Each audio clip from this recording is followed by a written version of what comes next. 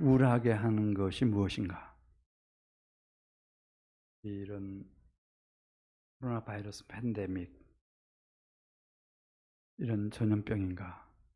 뭐 그럴 수도 있겠죠. 그러나 사실은 그건 다 같이 겪는 일입니다. 뭐 대전 사람이나 또 뭐 대구 사람들이나 경기도 서울 사람들이나 뭐 아시아, 이제 저 아프리카까지 다 겪는 일이니까 그건 뭐 그렇게 우리 개인 심령 속에 그런 우울한 감정을 주지는 않습니다.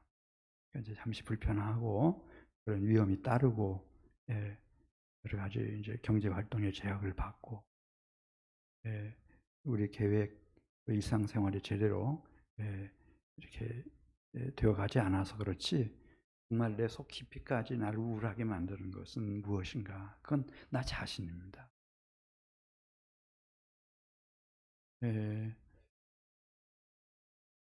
나 자신이 뭐 대단하게 이렇게 생각이 될 때도 있지만은, 이제 살아가는 과정에서 내가 얼마나 연약한 존재인지, 자신의 한계, 또 자신의 실수를 느낄 때 그때 우울해지는 겁니다.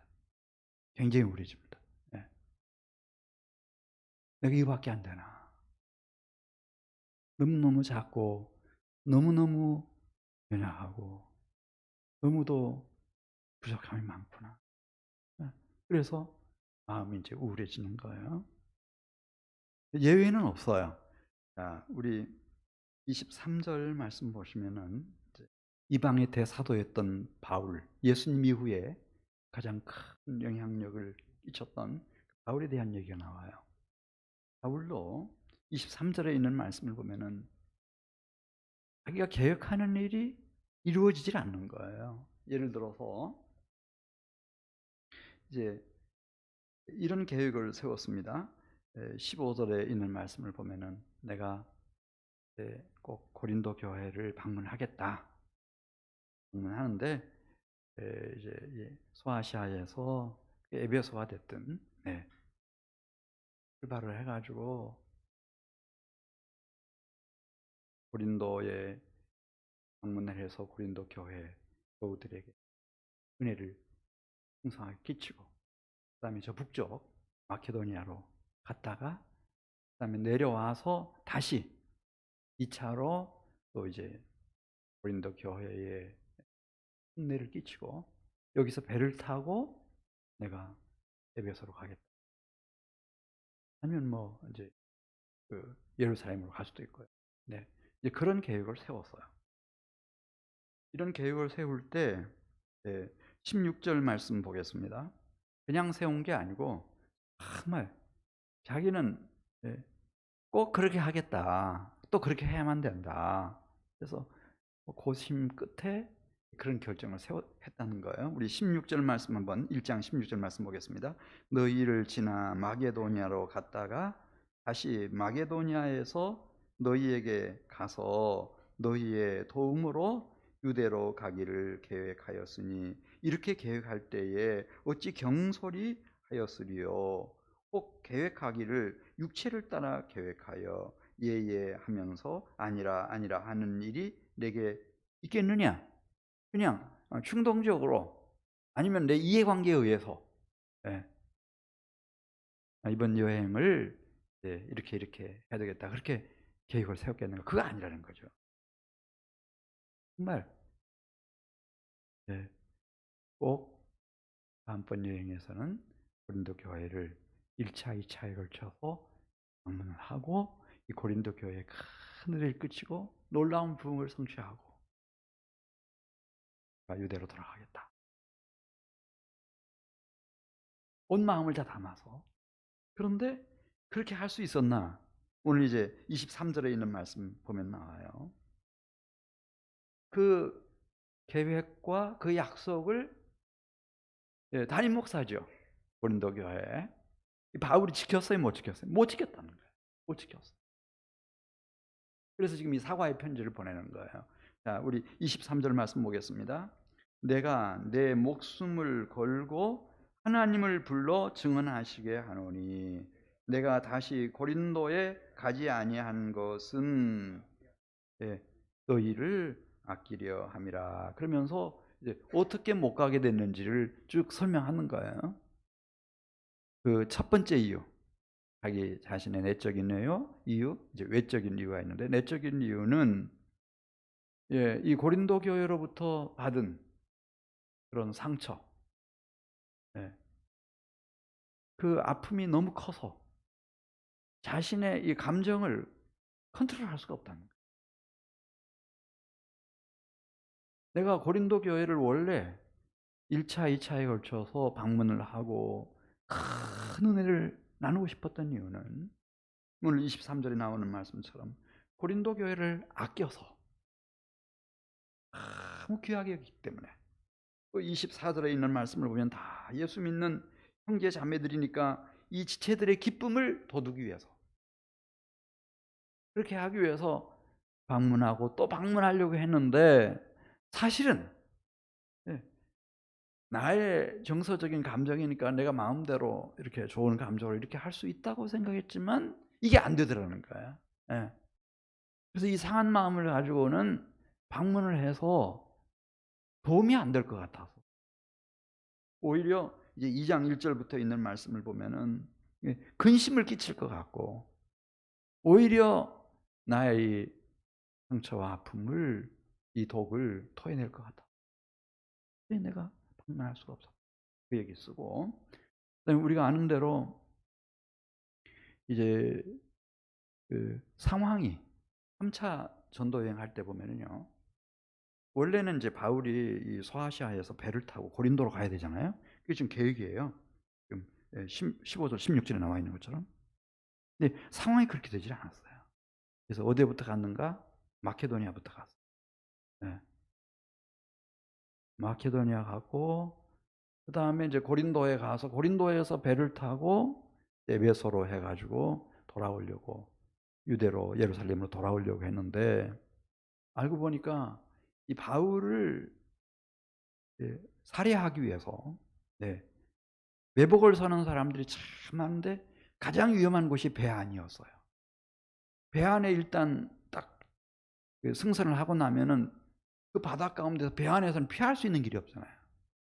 그러니까 그냥 표적이 되는 거죠. 그게 빠져나갈 수가 없어요. 그래서 이 위태로운 상황을 간파한 바울과 그 제자들이 배를 타지 마시고 육로로 해서 마케도니아로 일단 가십시오. 북쪽으로 올라가 가지고.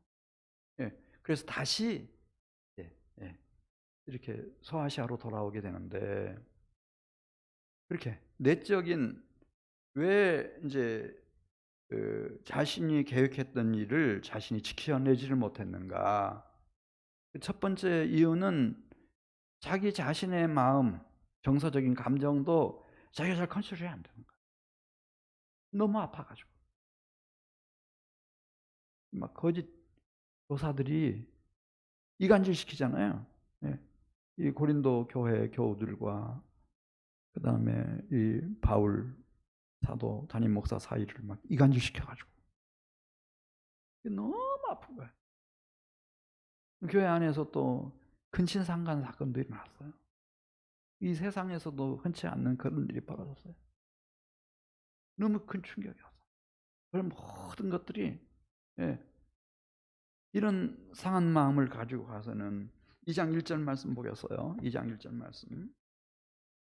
내가 다시는 너희에게 근심 중에 나아가지 아니하기로 스스로 결심하였노니. 왜 그래요? 내가 너희를 근심하게 한다면 내가 근심하게 한 자 밖에 나를 기쁘게 할 자가 누구냐? 내가 이같이 쓴 것은 내가 갈 때에 마땅히 나를 기쁘게 할 자로부터 도리어 근심을 얻을까 염려하며, 또 너희 모두에 대한 나의 기쁨이 너희 모두의 기쁨인 줄 함이로라. 내가 마음에 큰 끌림과 걱정이 있어서, 이게 너무나 방문하는 이유가 그리스도 예수를 믿는 형제자매들을 목사로서, 목자로서 잘 돌보고 지켜내고 이들에게 영적인 기쁨, 희락을 이렇게 누릴 수 있도록 해주는 건데, 그래야 나도 목회 보람이 있고 기쁨이 있고 행복한, 그런 자신이 전혀 없는 거예요. 지금 가면 안 돼요. 그래서 오늘 23절, 1장 23절 말씀 보면, 나는 하나님 앞에서 신앙 양심으로 정직하게 얘기한다. 왜 내 계획을, 내 약속을 내가 이행하지 못했는지 하나님이 다 알고 계신다. 그러면서 1장 23절 같이 읽습니다. 내가 내 목숨을 걸고 하나님을 불러 증언하시게 하노니 내가 다시 고린도에 가지 아니한 것은 너희를 아끼려 함이라. 그렇게. 예. 우리가 이제 교회 다니고 회개하고 예수님 믿고 침례도 받고 성령 체험도 하고 직분도 받고, 네, 이러고 나면은 우리는 그런 강박관념 같은 게 있어요. 내가 계획한 거, 내가 약속한 것은 지켜야 된다, 지키지 말아야 된다. 지켜야 된다. 하늘이 두 쪽 나도 지켜야 된다. 이런 생각을 탁 가져요. 네. 그런데 누구든지 다 이제 경험하게 될 거예요. 우리는 신이에요, 피조물인 사람이에요. 사람이에요. 그러니까 한계가 다 있는 거예요. 어떤 일이 그때 일어날 것인지, 예, 그런 지식이 우리한테는 없어요. 또 내일과 미래가, 내 기분, 내 정서, 이 감정 같은 것이 어떻게 돼 있을 것인지, 이게 뭐 정신적인 건강이든 정서적인 건강이든 신체적인 건강이든 이런 것이 어떻게 돼 있을 건지 나도 나를 잘 몰라요. 그렇기 때문에 내가 아무리 신중한 경솔한 계획이 아니었다고 그랬잖아요. 진중한 계획을 세우고, 그리고 내가 꼭 이 계획을 지키겠다고 아무리 엄숙하게 약속 아니라 맹세를 해도 우리는 신이 아니잖아요. 잠언 16장에 있는 말씀 여러분 아시죠? 사람이 마음으로 자기 길을 계획할지라도 그 걸음을 인도하시는 이는 누구시니라 그러죠? 여호와시다. 그래서 우리는 살아가면서 좀 진지하게 인생을 사는 사람들은 다 느껴요. 아, 내가 한계가 여기까지구나. 내가 이렇게 연약하구나. 실수가 많구나. 한 부족함이 많은 그런 피조물이구나. 나는 신이다, 신이 아니다. 신이 아니다. 깨닫는 거예요. 그 자신의 한계와 자신의 실수를 정직하게 받아들일 수 있는 용기, 그것이 사도 바울을 위대하게 만드는 거예요. 네. 그래서 지금 고린도후서를 쓰잖아요. 왜 약속했는데 약속을 지키지 못했는지 그 지금 얘기하는 거예요.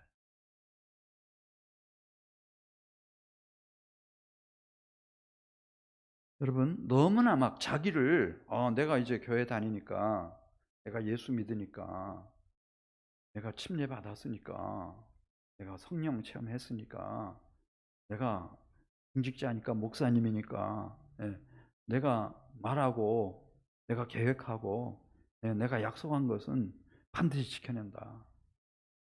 그렇게 살아야 된다. 그렇게 하지 마. 그것은 자기 숭배예요. 그래서 여러분, 전도서 7장에 그런 말씀 나오잖아요.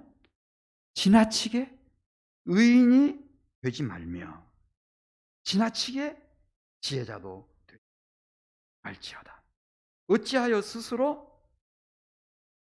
패망하게 하려는 것. 지나치게 뭐가 되지 말라고요? 의인이 되지 말라. 오히려 정직하게, 나는 이런 한계를 가진 사람이고 나는 이렇게 연약한 사람이다. 그것을 드러낼 수 있는, 인정할 수 있는 용기 있는 성도들이 되시기를 주의 이름으로 부탁을 드립니다.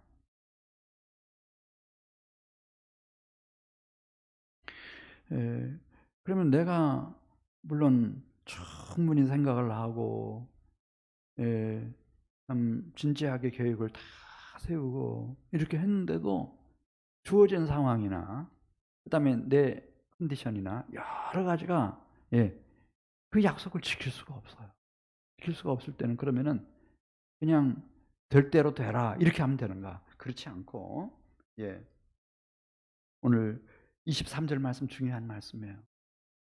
항상 이 내가 고린도 교회 그 고린도 교회를 아낀다 얘기. 그리고 믿는 믿음의 형제 자매들의 기쁨을 북돋우는 일이 무엇일까 막 고민하면서 우리 2장 4절 말씀 참 중요한 말씀이에요. 이제 우리가 어떤 내 능력에 한계가 있고 내가 실수가 많고 이렇게 하겠다고 해놓고 약속해놓고 다짐해놓고 또 못 지키고 그런 일을 우리가 당한다 할지라도 이 중심은 하나 가지고 있어야 되는데 그게 뭔가 2장 4절 말씀 같이 읽습니다. 내가 마음에 큰 눌림과 걱정이 있어 많은 눈물로 너희에게 썼노니 이는 너희로 근심하게 하려 한 것이 아니요 오직 내가 너희를 향하여 무엇이 있음을 너희로 알게 하려 함이라. 넘치는 사랑 이거 하나는 가지고 있어야 돼요. 제가 설문선하고 결혼했잖아요. 약속을 다 지켰는가? 못 지킨 거 많죠. 그러나 그 중심, 나는 남편이니까 설문선을 아낀다. 그리고 사랑한다. 우리 한민교회 교우들이 있어요. 한 번 한 번 똑같은 마음. 내가 목사로서 내 한계를 압니다. 내 실수를 알아요. 한 것보다 못한 게 훨씬 더 많죠. 그럼에도 불구하고 기본적으로 담임 목사로서 그건 가지고 있어야 돼요. 하나님이 나에게 보내주신 당신의 귀한 자녀들, 천하를 주고도 바꿀 수 없는 귀한 영혼들, 이 영혼들을 나는 아낀다. 나는 사랑한다. 그 중심은 잃어버리면 안 되는 거예요. 그건 가지고 있어야 돼요. 우리가 교사가 됐든 어디서 무슨 사역을 하든 하나님이 나에게 맡겨주신 양떼, 그 양떼가 나이가 많든 적든 상관없어요. 이쁘든 이쁘지 않든 상관없습니다. 그러나 최소한 이 다윗이 가지고 있는 중심, 나는 하나님은 아신다. 나는 내 능력의 한계, 그 많은 실수들, 약속도 다짐도 지키지 못하는 못난 목사지만은, 목회자지만은, 목자지만은, 그러나 그대들을 아끼는 마음만은 하나님이 아신다. 여기 넘치는 사랑 때문에 내가 가지 않았다고 하는 것, 이것을 하나님은 사랑 때문에 이 사랑을 선택하는 거예요. 사랑은 무엇의 완성이라고 그랬죠? 율법의 완성이라고 해서요. 하나님은 자기 숭배를 하지 못하도록 계속해서 하나님이 우리를 박살내셔요. 박살내셔. 완전히 진토가 되게 만드셔요. 진짜 흙으로 돌아가게 만드셔요. 이 몸뚱이까지로 다. 너 흙이니까 흙으로 돌아가라. 이렇게 말씀하세요.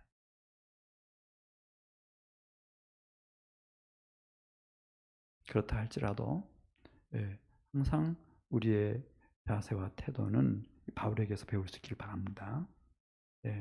나의 한계와 나의 실수, 나의 부족함을 정직하게 인정할 수 있는 용기.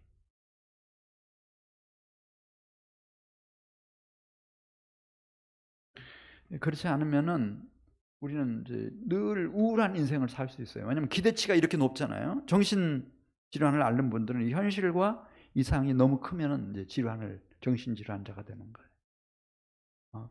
나는 내가 한번 이렇게 계획하고 약속했으면은 100% 지킨다. 막 이렇게 해보세요. 그런데 보니까 못 지킨 게 지킨 것보다 훨씬 더 많아요. 그러면 우울해지죠. 그런 자신을 돌아보면서 이거 난 뭐야 이거. 뭐야 이거. 네. 한없이 우울해지는 거예요.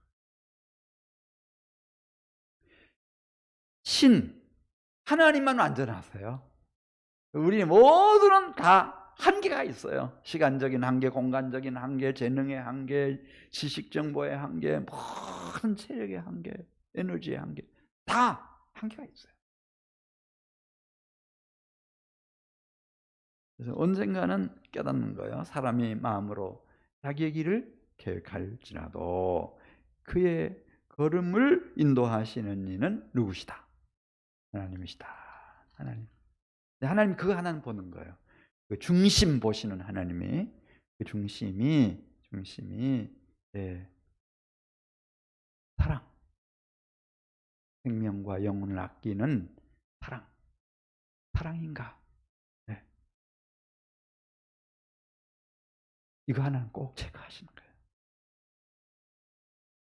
주님이 저에게 너 왜 이렇게 실수가 많았니? 그러면 하나님 너무너무 제가 생각해도 부족함이 많았어요. 근데 왜 하나님이 안 버리셨어요? 그렇게 물으면 하나님 말씀하실 거예요. 그렇지 너 못난 짓 많이 하고 그렇게 실수 많았지만 네 중심은 나를 향하고 있었잖아. 내 양떼들을 사랑했잖아. 그건 가지고 계셔야 돼요. 이걸 잃어버리면 안 되는 거예요. 이건 가지고 계셔야 돼요. 자, 5절로 가겠습니다. 5절 말씀.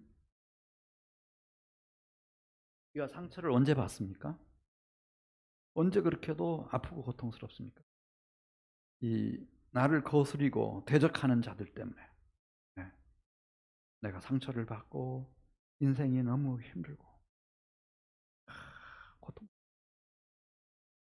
계속 쑤시니까 계속 쑤시다니까 얼마나 아픈지. 여기 5절에 그 얘기하고 있어요. 바울도 근심하는 자, 근심하게 하는 자에 대한 얘기. 이 고린도 교회 안에도 이 바울의 그 사도권을 인정하지 않는 사람들이 있어요. 바울이 무슨 사도냐? 사도의 기준이 뭐냐? 이렇게 묻고 나서 사도의 기준이라고 하는 것은 예수 그리스도께서 살아계실 때 직접 예수님이 뽑은 12 제자, 그리고 예수님이 초기 사역에서부터 부활 승천하실 때까지 동행했던 사람들, 그리고 내 어린 양을 먹이라, 내 양을 치라, 내 양을 먹이라고 세상 끝까지 끝까지 내 증인이 되어달라고 그렇게 부탁을 받았던 그 12명의 제자들 사도 아니야. 바울이 무슨 사도냐 이러는 거예요. 그러면서 우리는 개밥하다. 진짜 사도, 수제자 베드로파다. 또 베드로를 잘 모르는 사람들은 우리는 지난번 부흥회 때 오셔가지고 큰 은혜 끼친 최고의 설교자 아볼로, 얼마나 은혜가 많으냐. 바울이 아볼로만큼 말을 잘하냐? 아볼로의 설교를 듣고 있으면 시간 가는 줄 모른다. 우리는 아볼로파다. 그래도 그렇지 우리에게 복음을 전해주시고 이 교회를 개척하신 바울, 우리는 바울파다. 뭐 그런 게 어디 있냐 막 그러면서 또 다른 사람들은 나는 그리스도파다 막 이렇게 하고 그래가지고 막 교회가 사분오열돼 버린 거예요. 그때의 심정을 여기 5절에 보면 나를 근심하게 하는 자, 자신의 몸을 찢어놓는 것 같은 그렇게 거스리고 대적하는 자들, 이거 어떻게 할 건가? 이 세상에는요 나를 거스리는 자들이 있죠. 죽을 때까지 있어요. 가까이에도 있고 좀 떨어진 곳에도 있고 저도 유년 시절에도 있었고 그 산골 마을에서도 다 있어요. 중학교 때 항상 있어요. 이렇게 나를 거스리고 대적하는 자들로 말미암은 상처와 고통, 괴롭힘, 이 아픔, 이거 어떻게 할 거냐, 그 얘기 지금 쓰고 있는 거예요. 워낙 막 악독하게 구니까 교회 공동체가 징계를 내려요. 그러면 교회가 막 풍비박산이 될 것 같아요. 자, 우리 5절 말씀 같이 읽겠어요. 근심하게 한 자가 있었을지라도 나를 근심하게 한 것이 아니요 어느 정도 너희 모두를 근심하게 한 것이니 어느 정도라 함은 내가 너무 지나치게 말하지 아니하려 함이라. 그렇죠? 막 이 거스리고 대적하는 자들은 그냥 담임 목회자인 바울만 그렇게 하는 게 아니잖아요. 사실은 그 한 사람 때문에 이 고린도 교회 이 교우들이 상처받은 사람이 한둘이 아니거든요. 너무너무 많아. 징계를 하고. 네. 6절 말씀 보겠습니다. 징계를 했어요. 이러한 사람은 많은 사람에게서 벌 받는 것이 마땅하도다. 그래서 성경에도 보면 징계 조항이 들어요. 그러면은 7절에 가서 보겠어요. 이런 사람을 어떻게 대할 것인가? 이 공동체가, 아니면 담임 목회자인 바울 자신이 이 사람을 어떻게 대할 것인가? 지금 그 얘기를 7절에 쓰고 있는 거예요. 이제는 용서를 하자는 겁니다. 계속 이렇게 막 징계를 가하고, 처벌을 하고 이렇게 되면은 그가 근심이 너무 깊어져서 병에 걸릴 수 있으니까, 잘못될 수 있으니까, 실족할 수 있으니까 이렇게 하지 말고 용서하자. 근데 그 용서라고 하는 것이 형식적인 용서가 돼서는 안 되고, 아주 진정 어린 용서, 확실한 용서해야 된다는 거예요. 용서하자, 그 얘기 씁니다. 자, 우리 7절 말씀 같이 읽겠습니다. 그런즉 너희는 차라리 그를 용서하고 위로할 것이니 그가 너무 많은 근심에 잠길까 두려워하노라. 그러므로 너희를 권하노니 사랑을 그에게 나타내라. 사람을 바꾸는 것은 징계나 형벌로서는 바꿀 수가 없어요. 그럼 교도소 갔다 오면은 선량한 사람들이 돼야 되잖아요. 근데 교도소 가가지고 진짜 이제 흉악범이 돼가지고 다 나오는 거예요. 네? 그래서 법학 공부하신 분들 중에, 네, 우리 이영범 목사님도 얘기하셨지만 무슨 검사라든지 이런 사람들 중에 목사님 되시는 분들이 계세요. 왜냐면 그걸 알아요. 이 법 가지고는, 이 형벌제도 가지고는 사람을 고칠 수 있다, 못 고친다? 못 고치는 거예요. 안 돼요. 사람을 새롭게 하고 고치는 것은 용서와 사랑이에요. 용서와 사랑. 그래서 9절에 있는 말씀을 보면은 우리 공동체는 지금 고린도 교회입니다. 우리 오늘날은 한민교회는 혹시 이렇게 나를 거스리고 나를 대적하고 나에게 상처를 입히고 나를 계속해서 막 괴롭히고 고통하게 만드는 사람이라 할지라도, 물론 제지는 해야 되겠지만, 그러나 결국은 우리가 그 사람을 고치는 방법은 용서하는 것이고 사랑하는 방법밖에 없다는 거예요. 9절 말씀 우리 같이 읽어요. 너희가 범사에 순종하는지 그 증거를 알고자 하여 내가 이것을 너희에게 썼노라. 너희가 무슨 일에든지 누구를 용서하면, 용서라는 말을 하잖아요. 용서하면 나도 그리하고 나도 용서하고, 내가 만일 용서한 일이 있으면 그 용서한 그것은 너희를 위하여, 누구 앞에서 한 용서라고 그랬어요? 그리스도 앞에서 한 확실한 용서, 참되고 진정 어린 용서해버리는 거예요. 그러면 나도 왜 한계가 있고 그렇게도 연약하고 실수가 많았어요? 신이 아니니까. 연약한 피조물이니까. 그런 것처럼 내 배우자가 됐든 내 시부모님이 됐든 아니면 어떤 지체가 됐든 그 사람이 왜 그렇게 악하게 구는 거예요? 신이 아니니까. 몰라요. 그렇게 하면서도 몰라. 몰라서. 그러니 잘못됐다고 하는 것을 징계를 통해서 처벌을 통해서 알게 한 다음에는 그 다음에는 용서하자는 거예요. 근데 용서하는데 담임 목회자인 나부터 온 우리 교회 지체들이 다 함께 용서를 하자.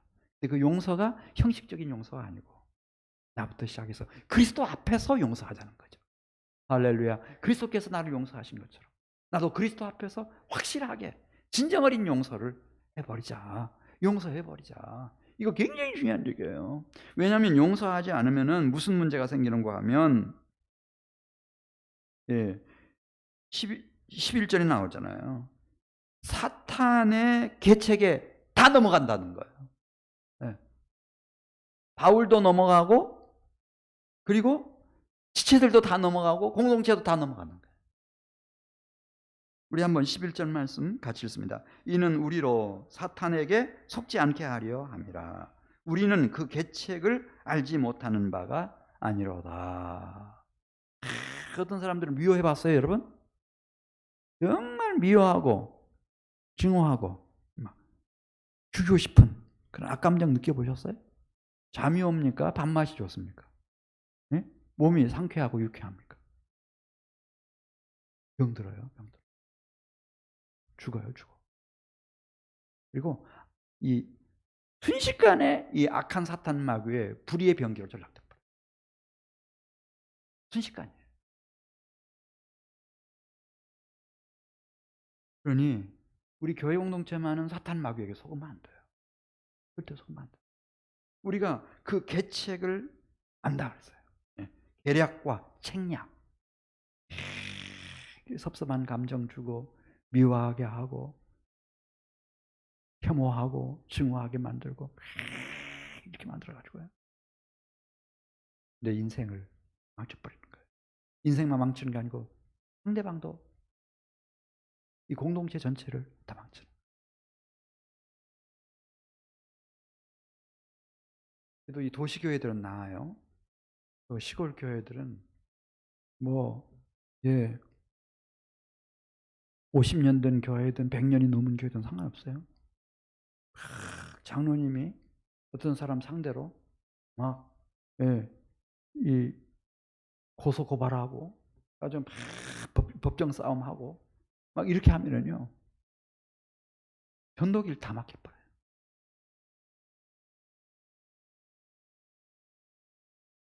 물론 이 세상에 법이 있고 정의가 있다. 너무 내가 억울하고 이렇지만 그게 이 사회에서는 통용이 되는데 이 교회 공동체에서는 안 됩니다. 그래서 오늘 10절 말씀 절대로 사탄 마귀에게 속지 말고 그 계책에 빠져들지 말고 10절에 있는 말씀 우리 용서하자. 누구 앞에서 용서하자? 용서한 척 하지 말고 누구 앞에서 용서하자? 그리스도 앞에서 확실하게 용서해버리자는 거예요. 용서하자. 누구를 위해서? 하나님의 영광을 위해서, 나한테 잘못을 저지른 사람을 위해서, 그 이전에 나를 위해서, 내 영혼을 위해서, 내 인생을 위해서 용서해야 돼요. 살아보면 이 능력이에요. 무슨 그 사람이 실력이 어떻게 되느냐, 재력이 얼마나 대단하냐, 권력이 얼마나 막강하냐, 그런 게 아니고요. 이 주의 영광의 나라를 세워가는 일꾼들은요 얼마나 용서할 수 있는가 여기에 걸려 있어요. 용서하면 주의 일꾼이 되는 거예요. 용서하지 않고 끝까지 물거늘어지면, 그래서 미워하고 증오하고 대적하면 여기 사탄 마귀에게 속는 것이에요. 그 계책에게 완전히 넘어가는 겁니다. 두 가지 말씀드렸어요. 두 가지 말씀. 하나는 우리가 끝까지 우리에게 주어진 이 사명을 잘 마치려면은 자신의 한계와 실수를 정직하게 인정할 줄 아는 용기가 필요하다. 이거. 예수님 외에는 다 마찬가지. 바울이라도 마찬가지. 예수님 이후에 가장 큰 자인 바울도 마찬가지. 그리고 뭐 저에 대해서나 또 나중에 후임이 오시더라도 그 목사님들에 대해서도 역시 마찬가지예요, 여러분. 완전하기를 기대하지 마세요. 어떻게 우리가 신입니까, 여러분? 똑같아요. 그냥 주님이 너무 좋아서 좀 더 일찍 평생을 주님 앞에 드리려고 소원했다는 것밖에는 다른 차이는 없어요. 맞습니다. 그다음에 두 번째 상처와 이 고통이라고 하는 것이 이제 나를 거스리고 대적하는 사람들로 악인들이 있죠, 여러분.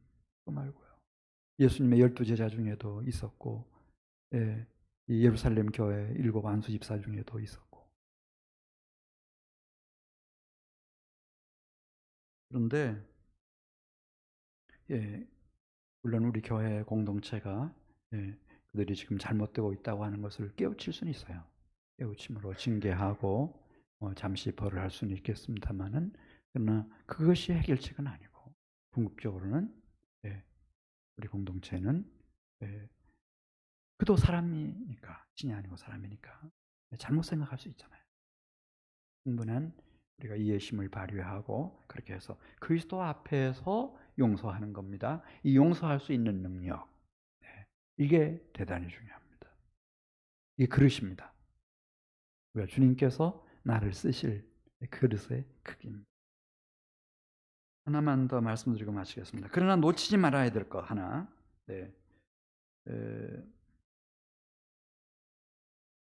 14절 말씀 보면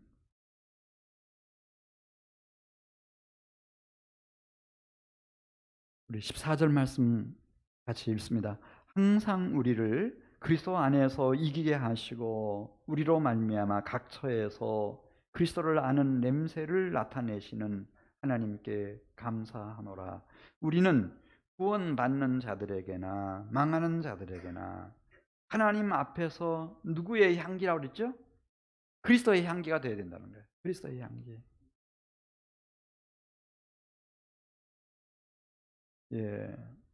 이 그리스도는 우리 1장 19절로 가겠어요. 1장 19절로 보면은 그리스도가 누군지를 아셔야 돼요. 그리스도가 참 사람으로 온전한 사람으로 이 세상에 오셨지만 그분의 일평생은 1장 19절 하반절 말씀 보면 하나님의 아들 예수 그리스도는 하나님 앞에서, 그분의 말씀 앞에서 예하고 아니라함이 되지 아니하셨으니, 하나님의 모든 말씀 앞에서 예수 그리스도는 항상 예라고 말씀을 합니다. 네, 그렇게 하겠습니다. 그리고 자기의 전 전제를 첫 제물로 하나님 앞에 제물로 바쳤어요. 그래서 하나님의 모든 언약의 말씀도 다 예수 그리스도의 생애 속에서는 다 예가 됐습니다. 다 이루어졌다는 거예요. 다 이루어졌어요. 그 예수 그리스도의 향기, 예수님이 모든 사역을 마치시고 부활 승천하셨잖아요. 근데 그 예수님을 알게 해줄 수 있는 이 꽃에서부터 그 향기롭고 달콤한 꽃내음, 이 향기가 퍼져나가면 거기 벌들도 모이고 나비도 모이고 다 그렇게 하는 것처럼 우리도 그리스도 예수를 알게 해주는 향기. 물론 앞에서 말씀드린 것처럼 나도 한계를 가지고 있고 실수가 많습니다. 그래서 이렇게 하겠다고 계획을 세웠는데 그 계획대로 이루지 못하는 일 많고, 이렇게 꼭 하겠다고 약속하고 다짐했지만은 그 약속과 다짐을 그 맹세를 저버릴 때도 많고, 문제 참 많습니다.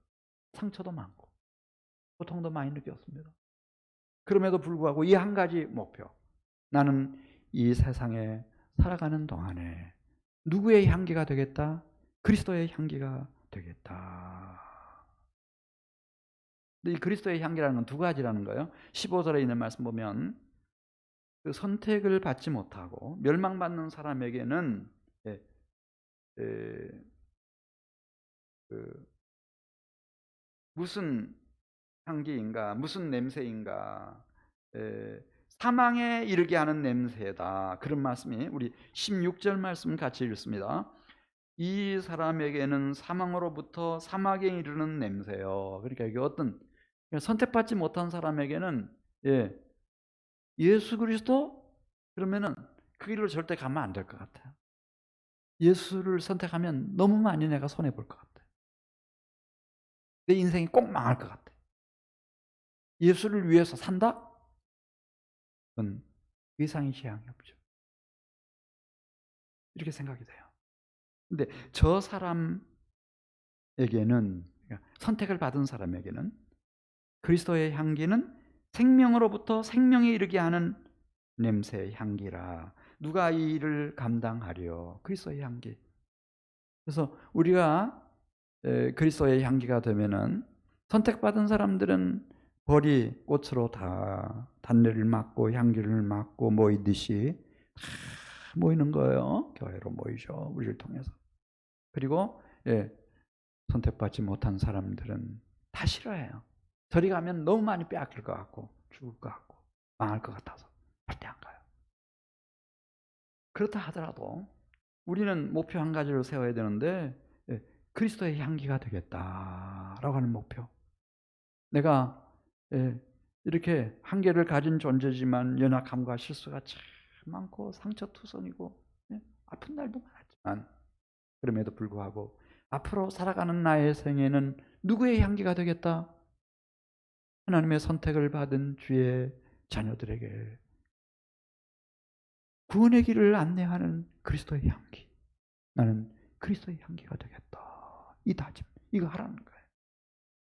이걸 한 사람들은 17절에 있는 말씀을 보면요, 다 숭배를 한다든지 다른 사람들의 평가에 내 전 존재를 건다든지 그렇게 하지 않고요, 17절에 있는 말씀 보겠습니다. 오직 하나님의 말씀, 진리인 하나님의 말씀에다가 나의 전 존재를 거는 거예요. 자, 우리 17절 말씀 같이 읽어요. 우리는 수많은 사람들처럼 하나님의 말씀을 혼잡하게 하지 아니하고 그 순전함으로 하나님께 받은 것 같이 하나님 앞에서와 그리스도 안에서 말하노라. 어떤 사람들은 이 성경 말씀을 가지고요, 막 이걸 가지고 공산주의 사상도 만들어내고 사회주의 이념도 만들어내고 막 다 하는 거예요, 다 해요. 이단 교주들은 막 온갖 걸 다 만들어내요. 그러니까 하나님의 말씀을 혼잡하게 한다 그랬잖아요. 근데 그런 식으로 하지 말고 순전함으로, 인정 어린 정직함으로 정성껏 하나님의 말씀, 이 말씀을 잘 받들고 가자는 거예요. 예수 그리스도 안에서 하나님이 지금 막 나에게 그 말씀을 주신 말씀으로 우리가 이 말씀을 받으면서 이 말씀을 받들고 가면은 우리는 그리스도의 향기가 되고 이 세상의 등불이 되는 거예요. 할렐루야. 내가 한계가 있는데 실수가 많은데 상처 많이 받고 너무 고통스러웠는데 괜찮다 이거예요. 괜찮아. 하나님의 말씀, 영원한 생명의 말씀, 이 진리의 말씀이 위대하기 때문에 이 말씀을 모신 사람은 그냥 그리스도의 향기가 되는 거예요. 이 세상의 빛이 되는 거죠. 할렐루야. 그리스도의 향기가 되라 이거예요. 그리스도의 향기. 예. 자, 제가 묻겠습니다. 오늘 저녁 드린 말씀.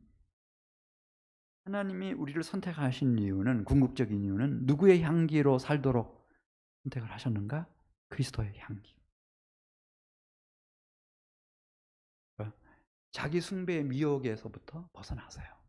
네. 우상 숭배 하라고 그랬어요? 하지 말라고 그랬어요? 가장 큰 미혹이 자기 숭배. 만일 김일성이 자기 숭배의 정신에서부터만 벗어났으면 우리 민족이 오늘날까지 이렇게 고통당하지 않죠.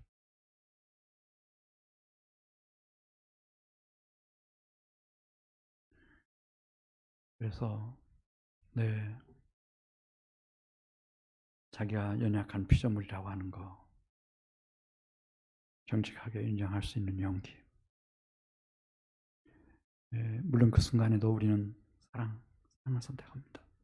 그리고 또 이 타인으로부터 내가 상처를 받고 그래서 내가 괴롭힘 당하고 너무 쓰라리고 고통하는 순간에도 결국 우리는 사랑을 따라가야 합니다. 용서하고 따라가야 됩니다.